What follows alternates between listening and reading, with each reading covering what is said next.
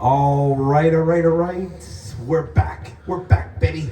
What's going on, everybody? Hope you all had a great holiday. I know I did. And Fletcher, I think you yourself did as well. It was awesome. It was Christmas last I'm week. wearing one of my presents right now, actually. Yeah, no, it was very relaxing. I would say it's one of the most relaxing holidays in recent memory. It was Think so? Yeah, it was very nice. Everything was chill. It still is. Life is good right now Right. for all of us. We really have a lot to be grateful for. Because not so long ago, just a few weeks ago, I was in a foreign country, and Yeah. there's a lot of people that are way less fortunate than the average American. Sure. We won't go off and pontificate or do a philosophy lesson. Well, on yeah. what- It You doesn't know, even take just. It what doesn't a take great life we have. It but doesn't we take. really do. Well, it doesn't take. You don't have to dedicate an episode just because you acknowledge the reality. Like I can say that whoever lives in Afghanistan is probably not going through a great life like we are, but that doesn't mean that the episode has to be political. You could just state a fact of just like if you say, look, what's happening between Russia and Ukraine is bad because like war's bad. I don't think it's although some people say it's controversial to say war is terrible, but I digress with that one. Sure. So, Yeah. but no, it's true that there are some things fortunate about other countries and there are things not so fortunate. We just happen to be one of the more fortunate ones I kind of like what my friend said one time where he said, the fact of the matter is America is a shithole country, but it is the best shithole country to live in. And I'm like, you know what? I don't think he's entirely wrong That's there. a little hardcore. I don't know if I'd use the adjective shithole, but I know what he's saying. He's I think adding a little what he means jest to the is situation. while it is the best, don't claim that it's perfect because a lot of people say, "Well, America claims that it's a perfect country." Trust me, we're far. No, from that. we're far from perfect, but I mean, across the board, it's still the best place on planet Earth. I mean, I would Sure. argue to live. I mean, if there's something better, somebody in the audience or somebody just in general society, come up to me and tell me what's better. That's why Yeah. people are still, after, how many years of being in existence, everybody still wants to come here for the most part. I mean, it's just a great place to be. But Sure. that's the philosophy behind it. I mean, I just had a very relaxing holiday, so it was cool. It is. It was. Got a new shirt, got a new pair of socks. No underwear this year, which I didn't need, so no big deal. But I know, is my underwear a concern for the holiday season? Some may say yes, but most would say no. Yeah, and I got to see a really cool movie. I got to watch buddies. two this weekend. Yeah, you got to see two. But one we did watch together. And then later that same day, I took my girlfriend, thanks to yours truly right here, as a Christmas gift as well. Got to take her to a second movie, but we'll get into that in a little bit. But the one that we are referring to is, as we promised you last time, we said we were going to go see Avatar 3, and we did. And Fletch, you want to take us off on Excellent that? movie. It was very good. Like I still like Avatar 2. What's the Way of the Water. Way of the Water.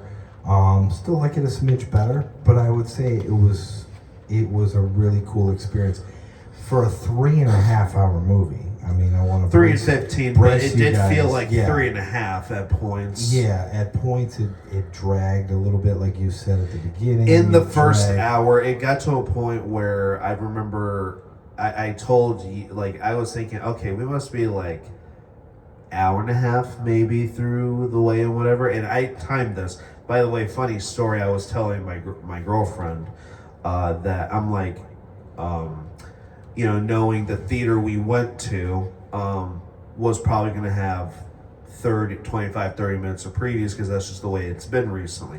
I'm like, it's probably going to be 30 minutes. Then again, I might be wrong. It might be less than that, although it could also be more. And right on the dot, the movie started at 11:30 when our showtime was at 11. It's ridiculous how many advertisers like they have just before the actual movie starts. By the way, credit to AMC. They actually tell you, hey, movies start 25, 30 minutes after showtime, which is a good thing. I wish other movie theaters would do that.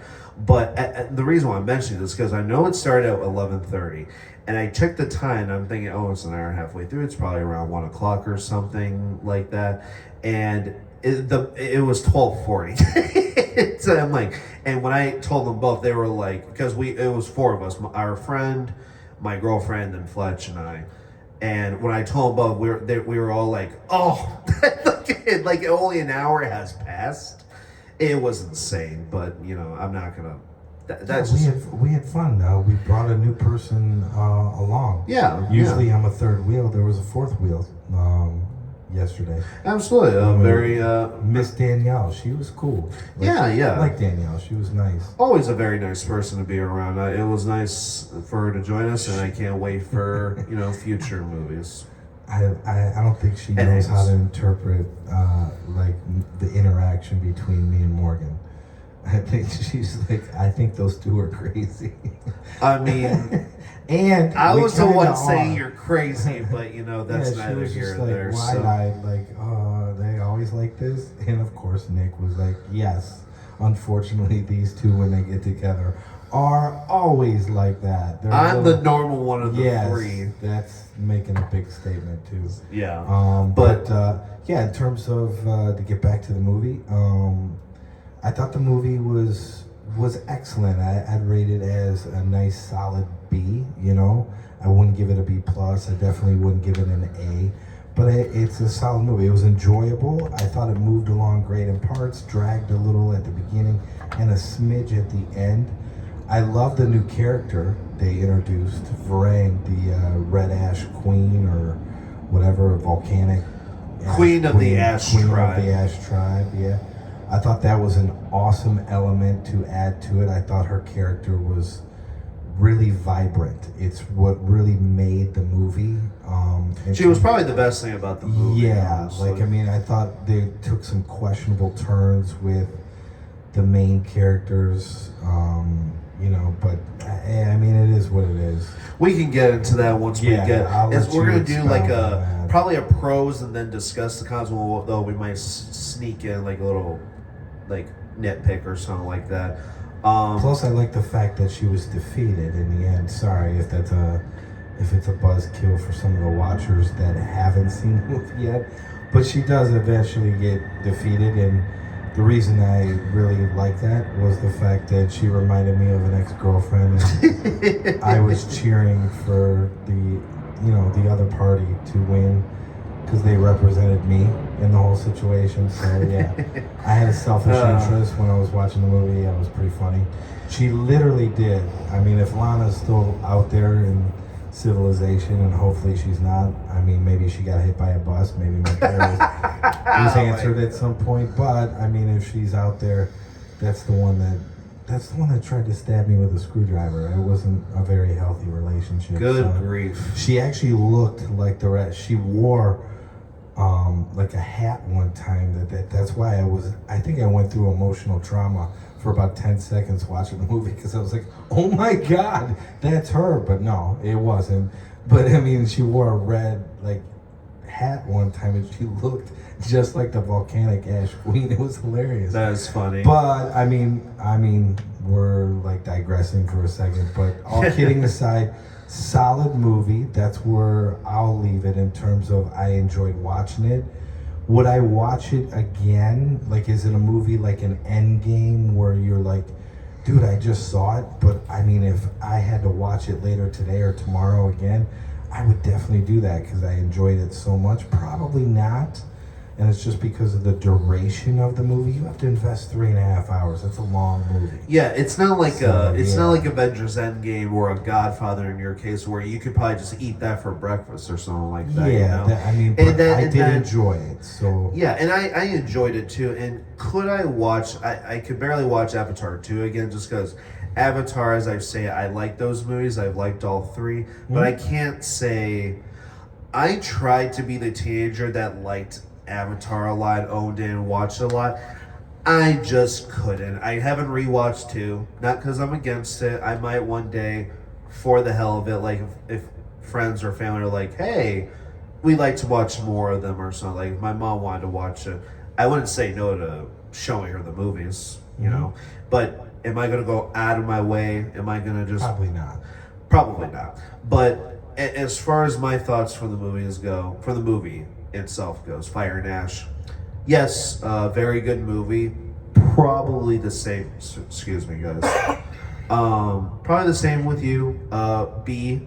Whereas I would give Way of the Water like B plus. And I listened to a guy, his name's Moist Critical / Penguin Zero. If you ever watch the Hunger Games movies, he actually had a cameo in one of them, so I follow him. That's what he's known for. He also voiced in a new video game recently called Dispatch about like villains becoming like good guys, and where it's so he's very well known. If you were to search his name, he has like nearly 20 million subscribers on YouTube. But anyway, I listened to his review, and there were some things that I had to take from it. So here's my thoughts, and then there are things he said where I had to think about. So it dragged on the beginning a little bit. Like once it was half hour of the way through, I thought we were out like an hour and a half in, only to find out that hour felt like 2 hours or something. Because I feel like they took a little too long with just trying to give story, whereas the second part was mainly focusing on like the villain arc and stuff like that. And there are going to be some slight spoilers in this because that is going to be a pro and a con that I address about the movie. So the second hour is fine, good, it moves well, and then the final hour it just goes, it just keeps going. I think the villain was the best thing about the movie. And when I say the villain, I'm not just talking like the Colonel from the last 2 movies, played by, God, I can't believe I forget his name, but I think it's Steven something. Yeah, everybody knows who you're talking about. If you were to look up the credentials, you'd be like, oh, I know that guy. He's the guy from the Don't Breathe movies. He's still a vibrant villain in this one. Yeah. He kind of has a weird dichotomy where he softens in the movie.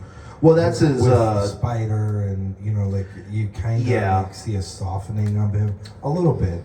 I think, but you have the new such a vibrant character, that new Red Ash Queen. Va-Rain is just, she comes from a tribe that used to believe in the Navi way and doesn't anymore, and I think that's a great premise. I think how villainous she presents herself, she's not overly villainous, but she gives me vibes, you know what I mean? Like she's very like gives me chills down my spine.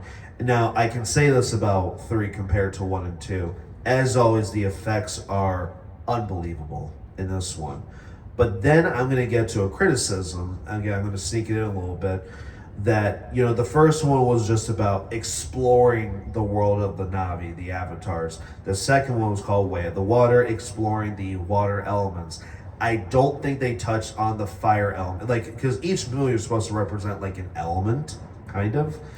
I don't think they focused on the fire part that much. And I know that's going to sound like a nitpick, but maybe 30 minutes in the movie explored the fire element.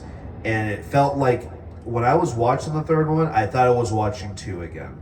Not that that's a bad thing. It's not. 2's good. So if you replicate that, it will be a fine movie. But it doesn't stand out from the others. I think 2 stands out. 1 stands out.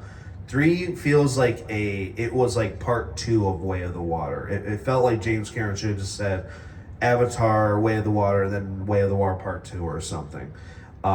I know that sounds like a nitpick. I'm just saying that I don't want to feel like I'm watching the same movie over again. That's just my 2 cents on it.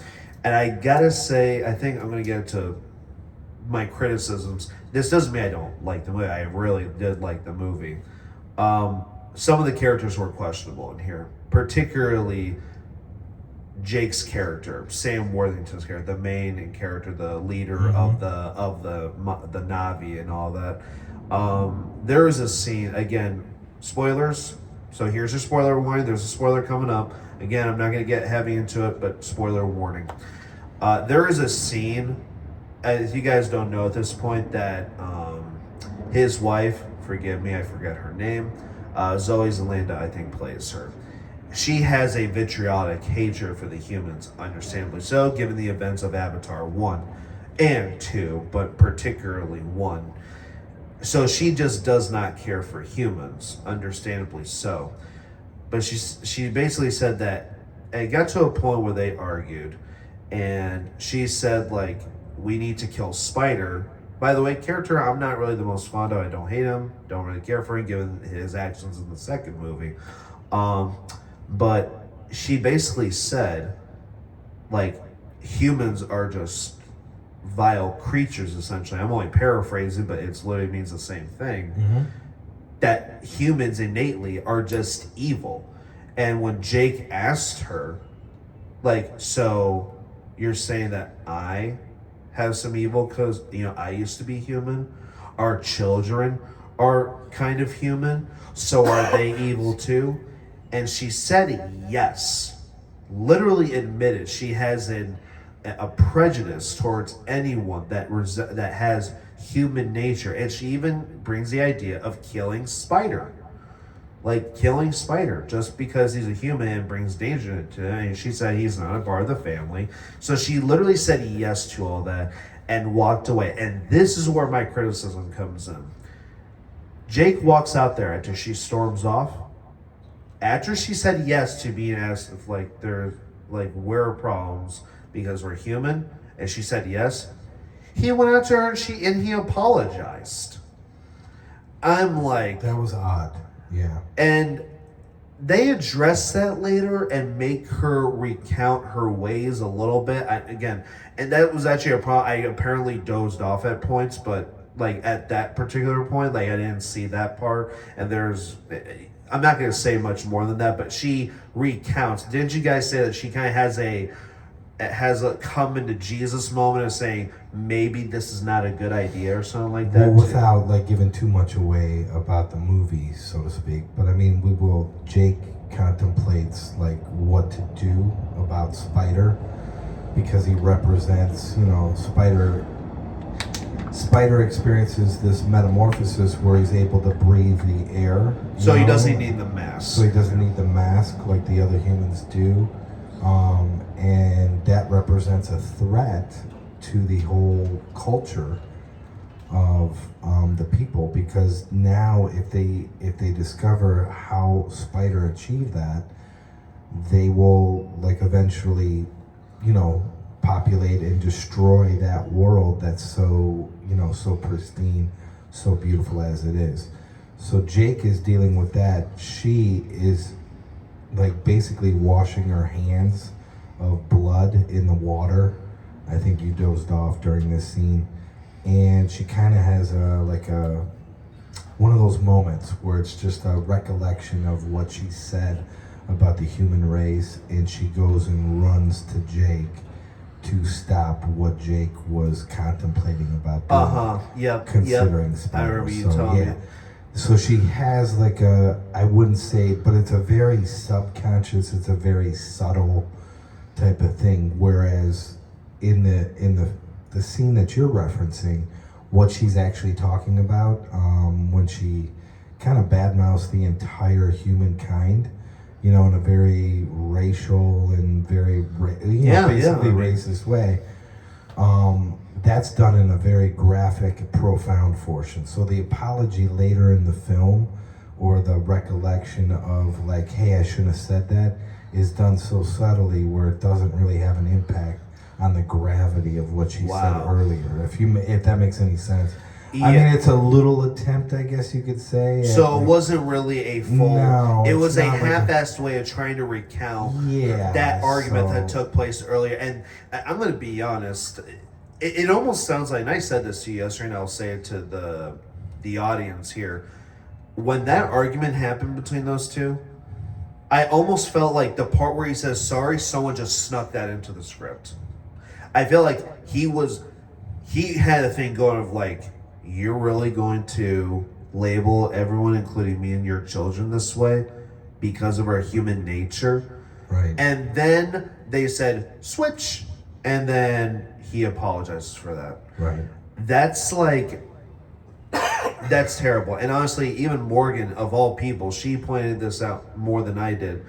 I still like Jake, but man, he just did almost everything that his wife wanted, and he was not the true leader. Now look, Everyone has a way of living, and that's fine. But and I've never been a part of a tribe like the Indian tribe or anything, so maybe I'm not an expert in speaking about this.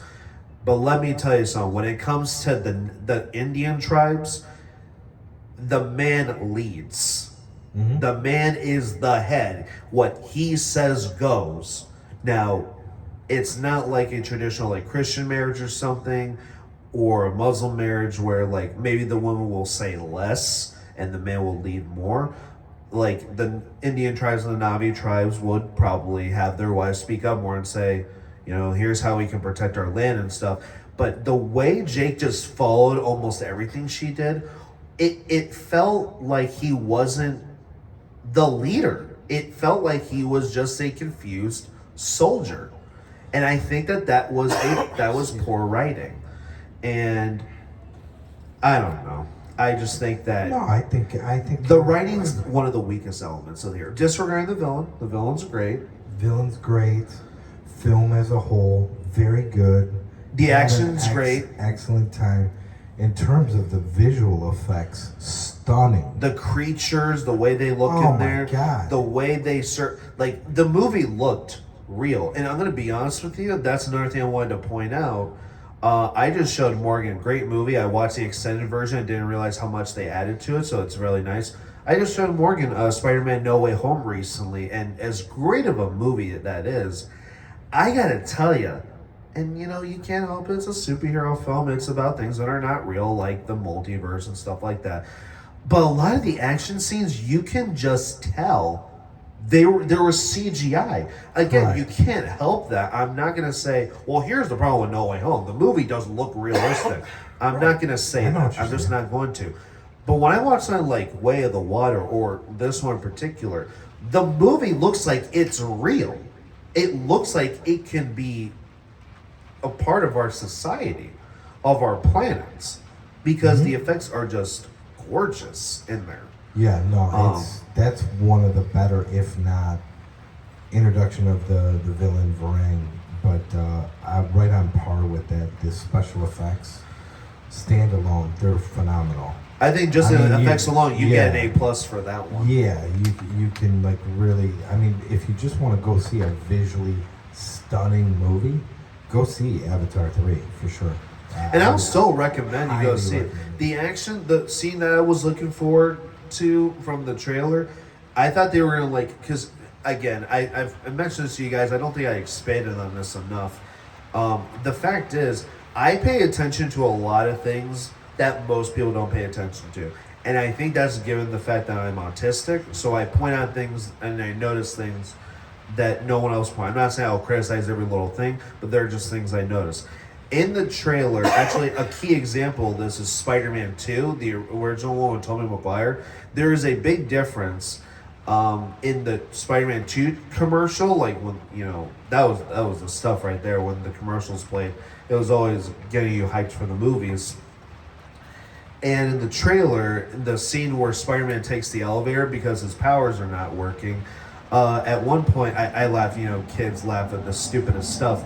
But at one point, he said, he was told, nice suit. Because, yeah, sometimes it gives me a wedgie. In the actual movie, he doesn't say that in there.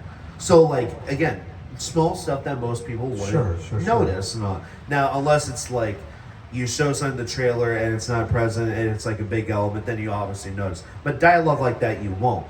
But in the Avatar 3 trailer that I saw, it ended with Jake on that. This isn't a spoiler. You'll see it in the trailer if you. Yeah. He's on that red creature, and it literally ends with him going like hanging on the creature. He's like, ah! I actually thought they were going to take that out, but it was identical to what I was looking forward to. The action's spectacular. It's a very brutal movie for a PG-13 film, so it's a solid movie. I think they could have cut out 15, 20 minutes of the movie, though. That's my review. Right. So it's a B movie, great effects, good action, fantastic villain, and a good change in the other villain, the general. I gotta tell you, though, the good guys, they played it too safe with this one, and them trying to, even though you said they try to retract that with a subtle, like, coming to fruition moment or something like that.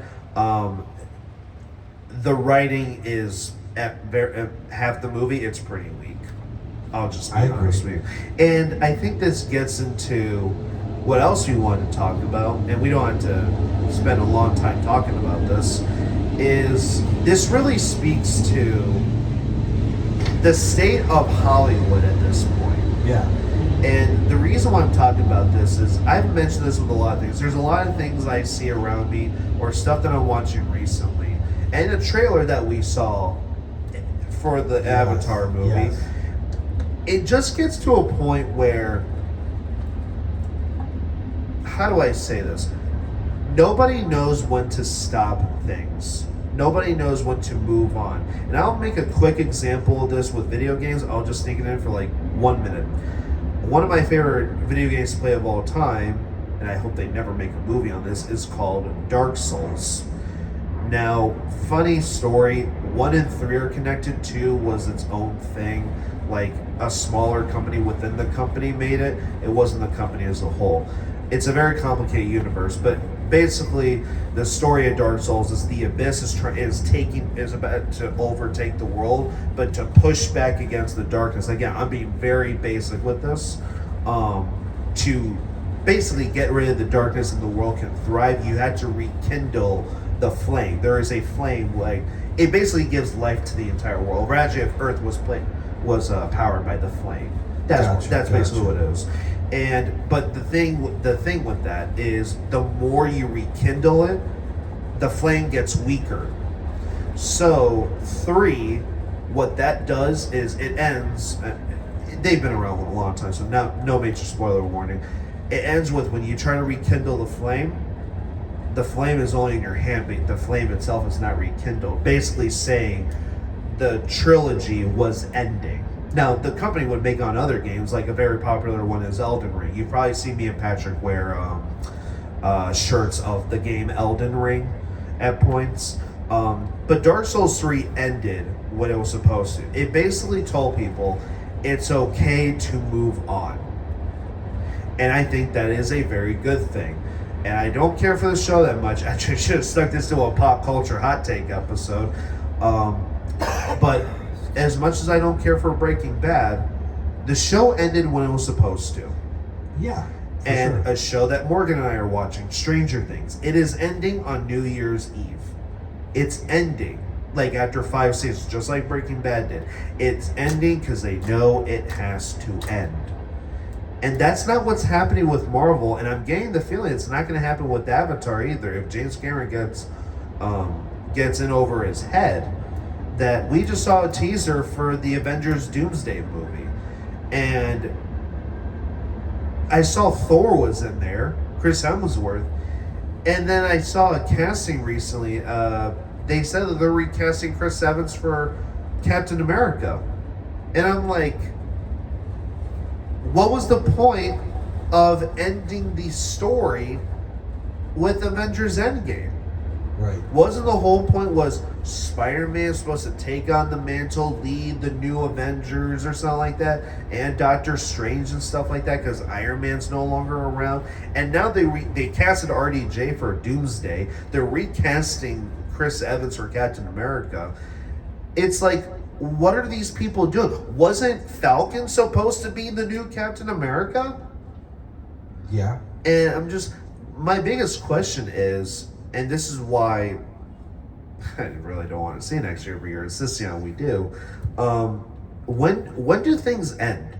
Like this, why are people coming back for movies after 20, 30, 40 years? Top Gun Maverick, again, fantastic movie, but that was nearly 40 years after the first Top Gun came out. And that's a rare example where the second film after a long layoff was just as excellent as the original, if not better. If not better. That's a rare example when that happens. And I think why are people coming back again and again? I know why the studios do it. You and I both know that. I mean, it's a money making apparatus.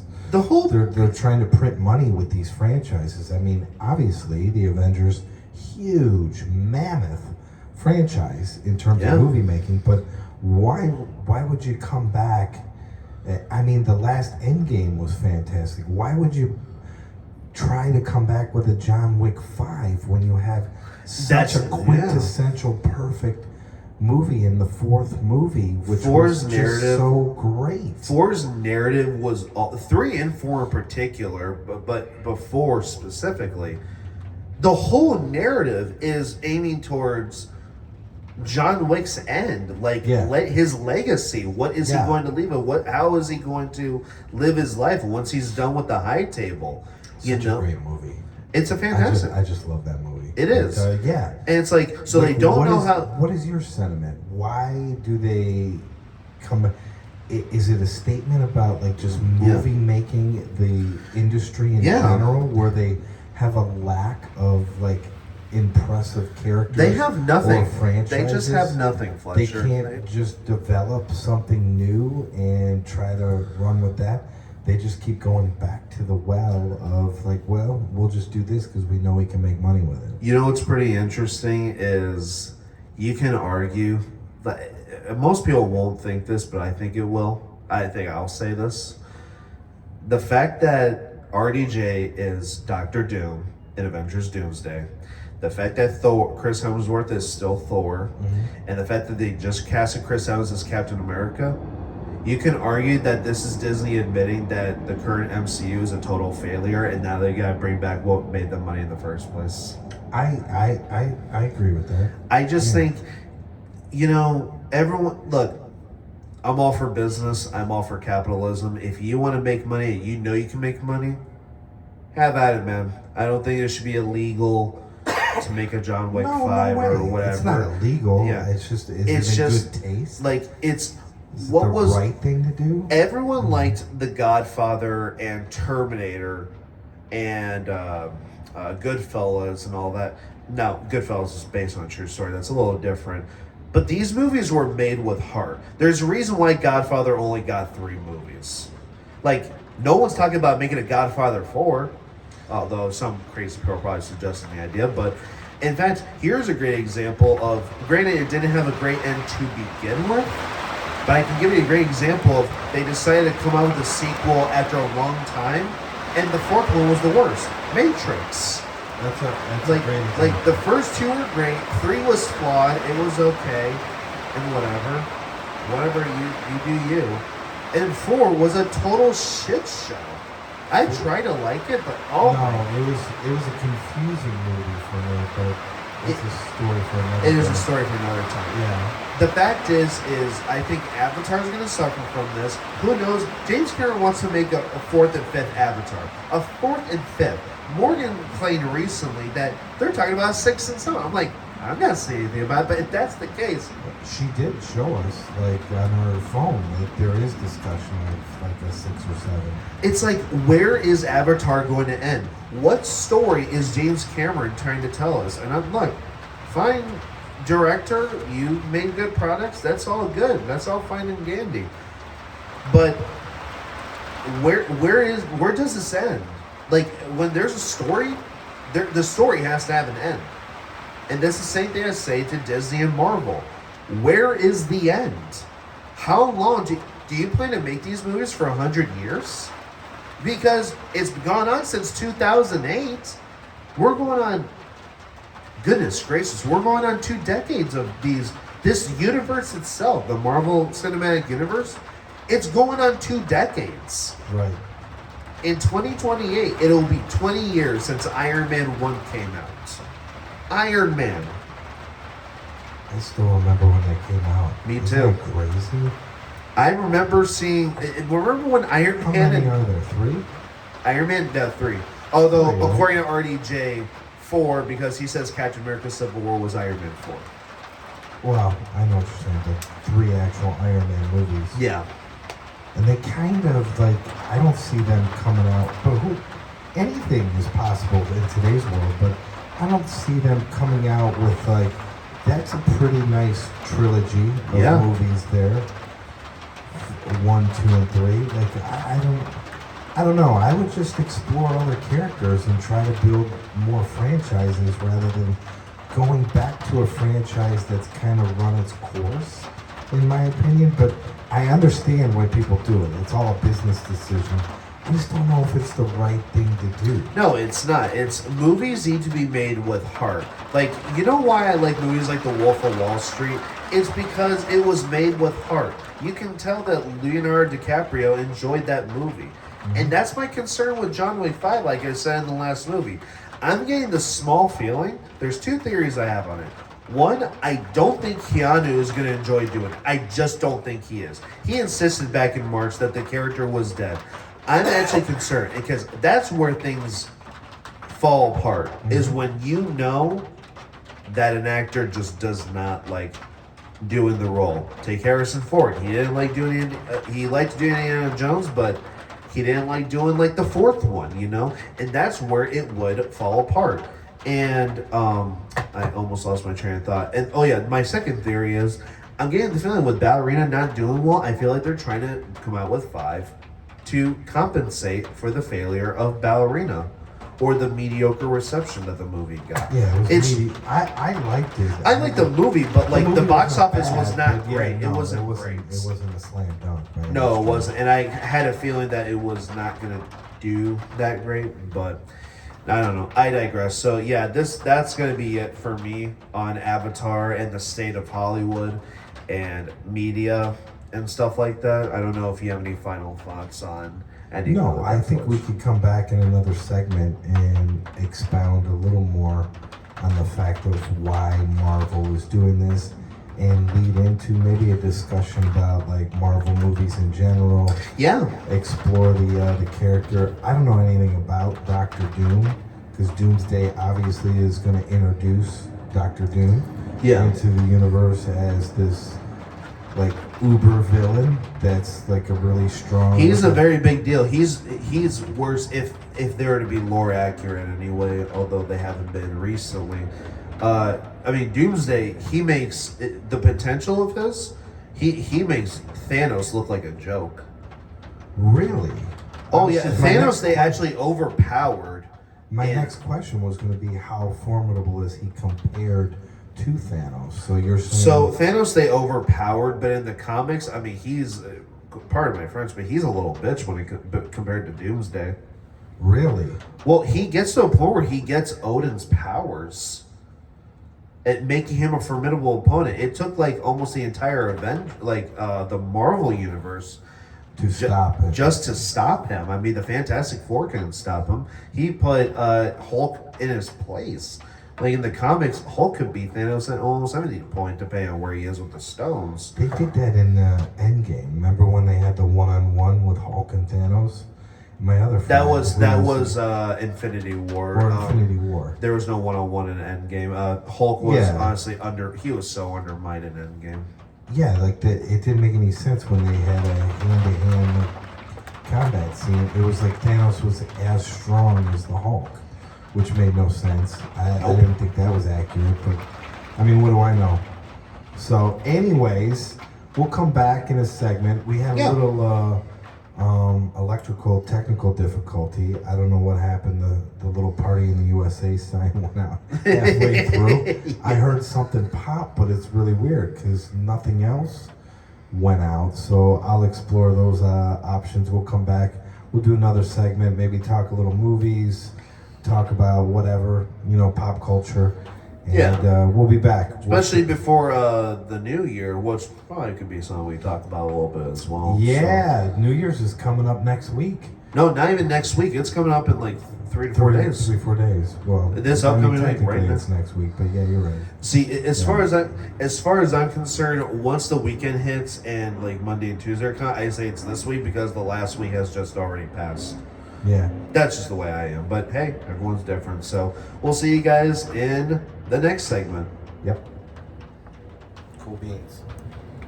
Figure out what the fuck happened. You know what's weird?